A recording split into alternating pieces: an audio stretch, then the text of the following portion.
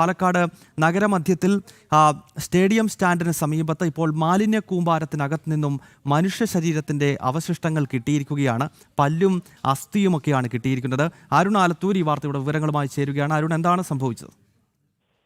ഗൗതം, പാലക്കാട് നഗരത്തിൽ stadium bus സ്റ്റാൻഡിന് സമീപത്തുള്ള മാതാകോവിൽ പള്ളിക്ക് സമീപമാണ് ഉപേക്ഷിക്കപ്പെട്ട നിലയിൽ മനുഷ്യ ശരീരം എന്ന് തോന്നിക്കുന്ന പ്ലാസ്റ്റിക് കവറിൽ പൊതിഞ്ഞ നിലയിൽ കണ്ടെത്തിയിരിക്കുന്നത്.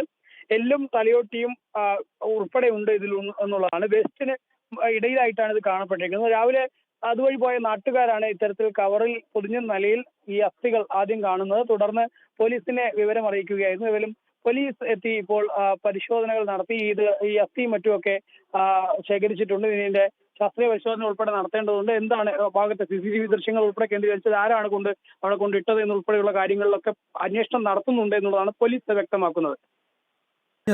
പാലക്കാട് നഗരമധ്യത്തിൽ മാലിന്യ കൂമ്പാരത്തിനകത്ത് നിന്നും മനുഷ്യ ശരീരത്തിന്റെ അവശിഷ്ടങ്ങൾ കണ്ടെത്തിയിരിക്കുന്നു. അസ്ഥിയും പല്ലും അതോടൊപ്പം തന്നെ തലയോട്ടിയുമൊക്കെയാണ് ലഭിച്ചിരിക്കുന്നത്. ഈ വിഷയത്തിൽ പോലീസ് ഇപ്പോൾ അന്വേഷണം ആരംഭിച്ചിരിക്കുന്നു. അരുൺ ആലത്തൂരാണ് പാലക്കാട്ട് നിന്നും ചേർന്നത്.